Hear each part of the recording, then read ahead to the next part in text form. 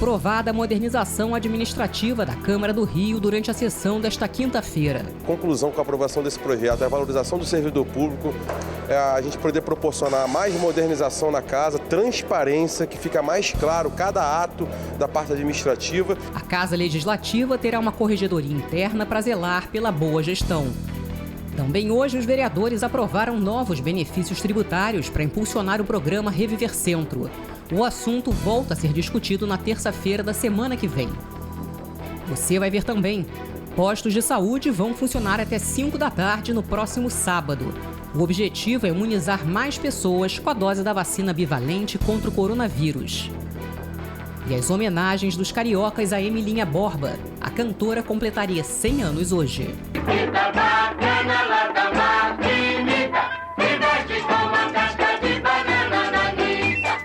Quinta-feira, 31 de agosto de 2023. O CRN2 está começando agora.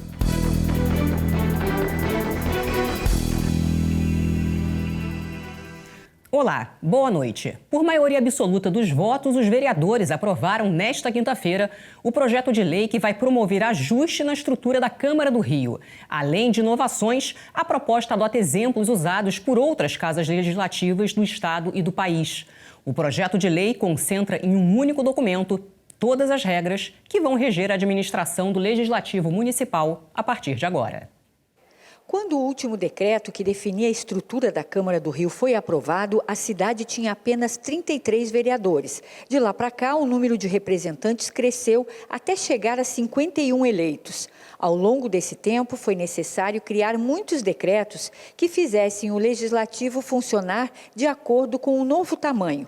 O resultado foi uma colcha de retalhos que tornou a administração da casa mais confusa e exigiu trabalho árduo para os procuradores da Câmara. A Câmara ela vem de uma série de legislações remendadas ao longo dos últimos 30 anos, então era a chance que a gente tinha de fazer a Câmara avançar. 3 décadas depois, os representantes do Palácio Pedro Ernesto voltaram a discutir formas de colocar num único documento as regras para a administração da Câmara.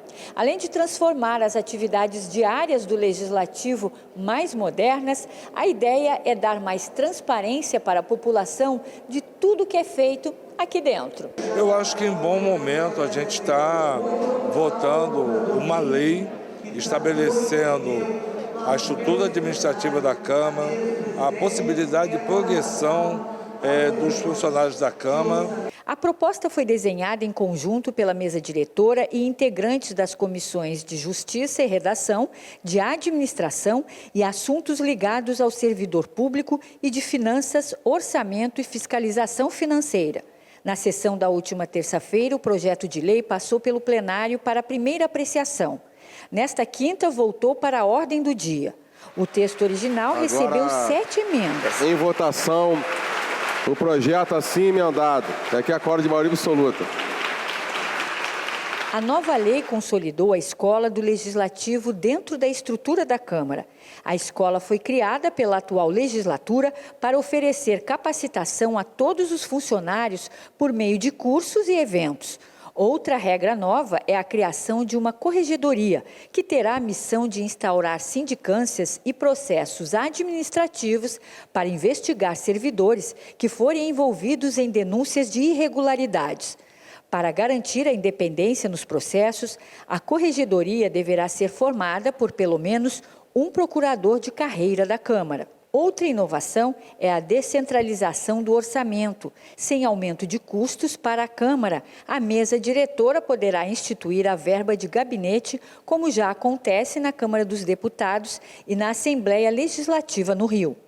Em um texto construído conjuntamente, fica garantida a criação de mecanismos de controle, além da obrigatoriedade de prestação de contas transparente e ao alcance de toda a sociedade. Um projeto que reestrutura, dá mais transparência, uma coisa que está estagnada há mais de 30 anos. Então, eu acho que todos nós sairemos ganhando, tanto os parlamentares como os servidores.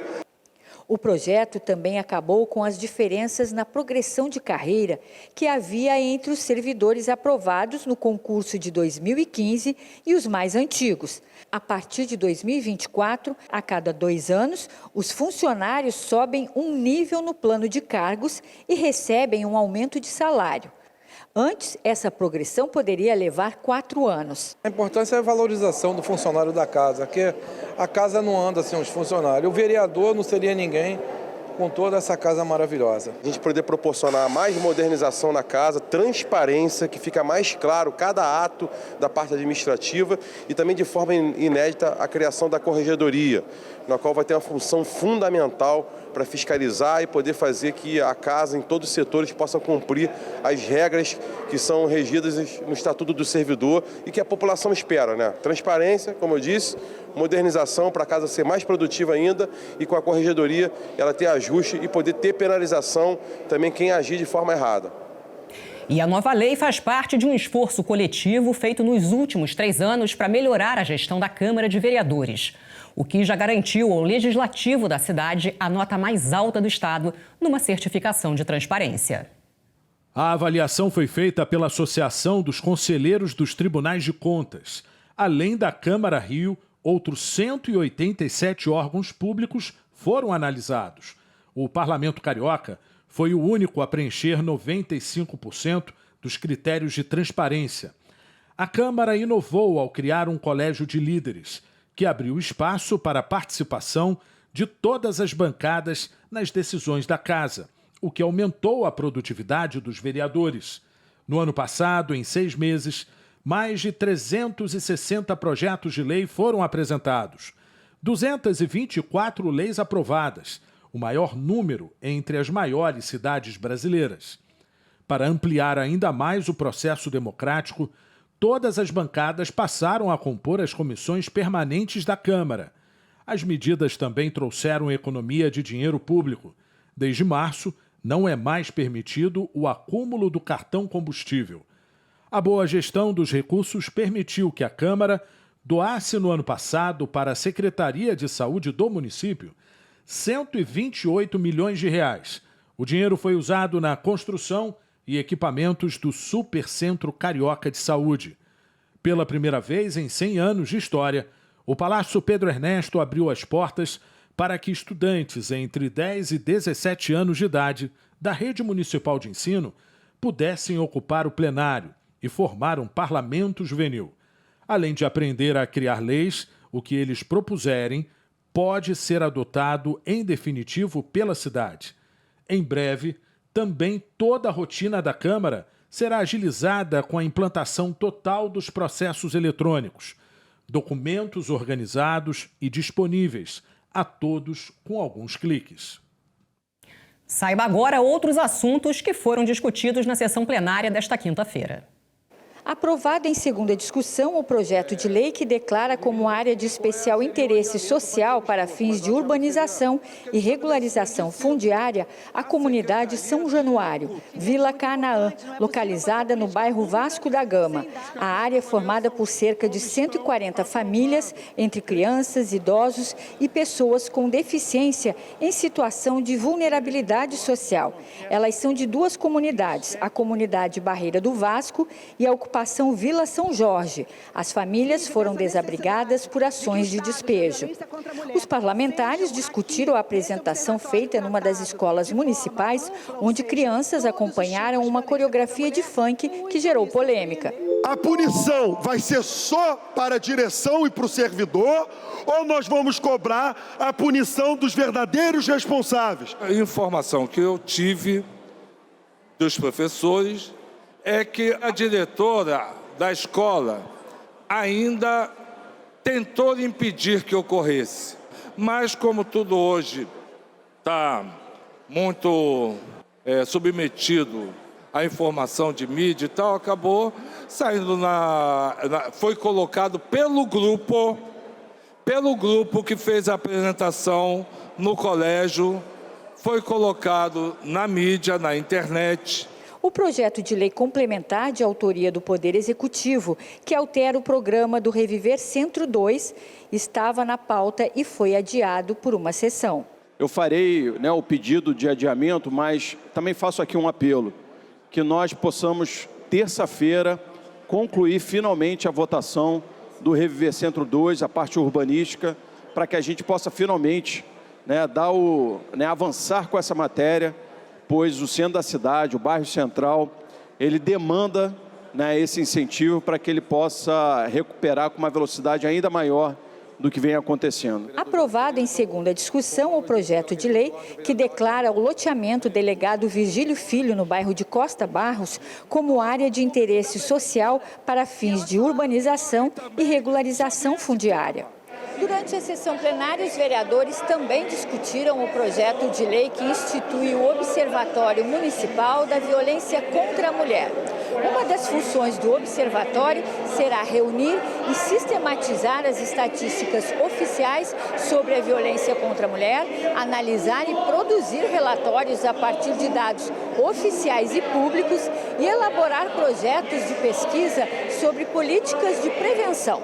Hoje, na redação que está do próprio PL, a violência sexual está incluída, mas não vejo por que a gente defender um observatório que não tenha essa capacidade, não tenha essa competência para sistematizar dados de todos os tipos de violência contra a mulher.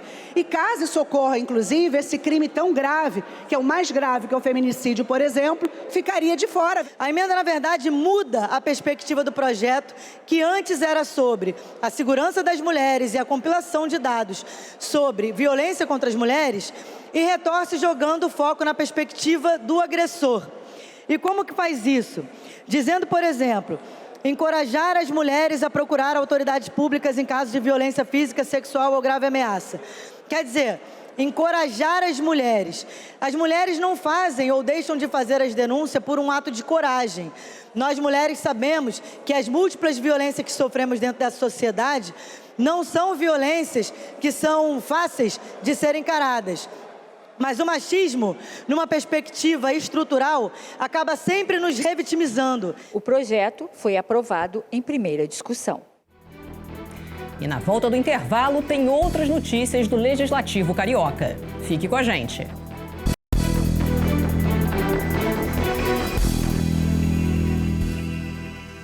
O horário de funcionamento nos postos de vacinação no próximo sábado será estendido até as 5 horas da tarde.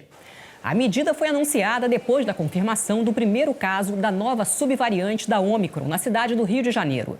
A ideia é aumentar a adesão à vacina bivalente. Especialistas afirmam que o imunizante é o mais eficaz contra todas as variantes do novo coronavírus.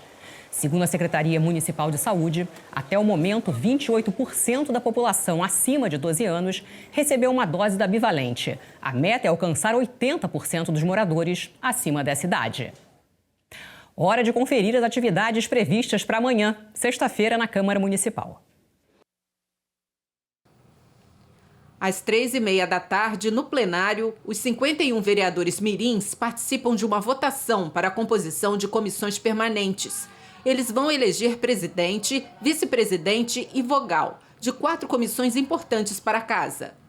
Às 6h30 da noite, encerrando as atividades desta semana, tem a entrega do conjunto de medalhas Pedro Ernesto, à advogada Rosiméria de Azevedo Carvalho Teixeira de Macedo. A iniciativa é da vereadora Rosa Fernandes. A solenidade também acontece no plenário. Olha, imagens abstratas e geométricas de vários tipos de escadas clicadas em 9 países são o tema da exposição Vertigo. O que você vê, do fotógrafo Ricardo Poch. A mostra abre nesta sexta-feira para o público no Centro Cultural dos Correios, no centro do Rio. São 18 imagens com diferentes possibilidades de observação. Não importa o ângulo, e sim o que você percebe primeiro. Um detalhe, um formato, que pode variar com a luz ou a combinação de um novo cenário. Em comum, escadas, muitas escadas. Uma atração incontrolável que inspira o olhar detalhista deste fotógrafo, Ricardo Poch.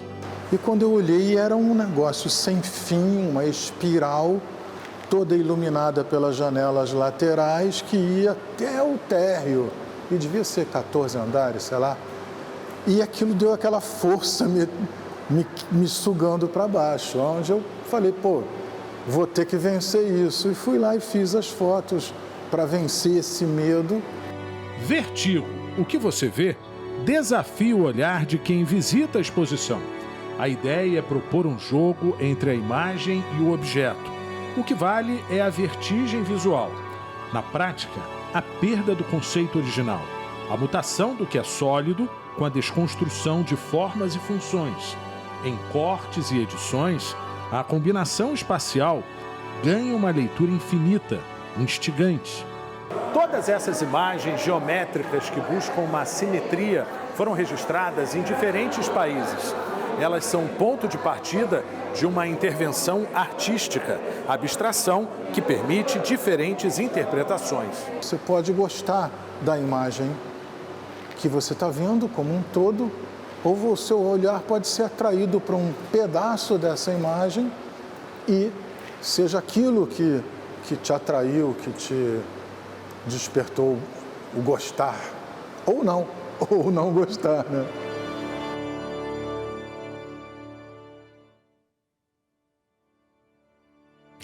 Ela nasceu Emília Savana da Silva Borba há exatos 100 anos no Morro da Mangueira, mas ficou conhecida como Emilinha Borba e se tornou uma das maiores celebridades da música brasileira. 100 anos depois, muitos sucessos de Emilinha Borba fazem parte do dia a dia do carioca. Emilinha Borba surge numa época de efervescência do rádio no Brasil. Entre os anos 30 e 50 do século XX, várias cantoras despontaram para o sucesso. Entre elas, Carmen Miranda, dá chupeta pro bebê não chorar, Dalva de Oliveira e o amor nos foge pela janela,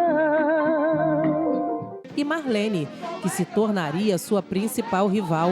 Compromissos eu não nego, mas pagar não pode ser. Eu não pago conta velha e deixo a nova envelhecer. Ela, Marlene, elas são um símbolo de uma era que, na verdade, não existe mais, né?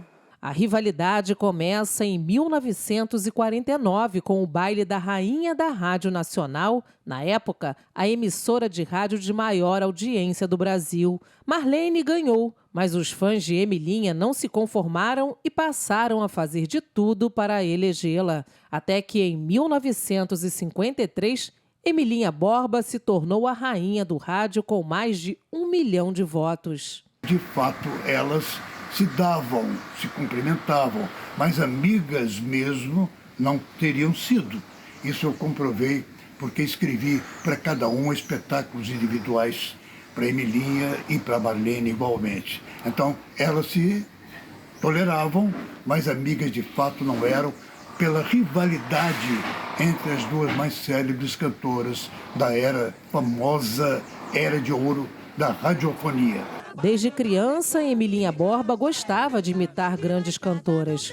Começou a carreira frequentando programas de calouros. Aos 14 anos, já havia conquistado seu primeiro prêmio. Em 1942, ela foi contratada pela Rádio Nacional. Ficou poucos meses, retornando em setembro de 1943. A partir daí, foram 27 anos de muito sucesso.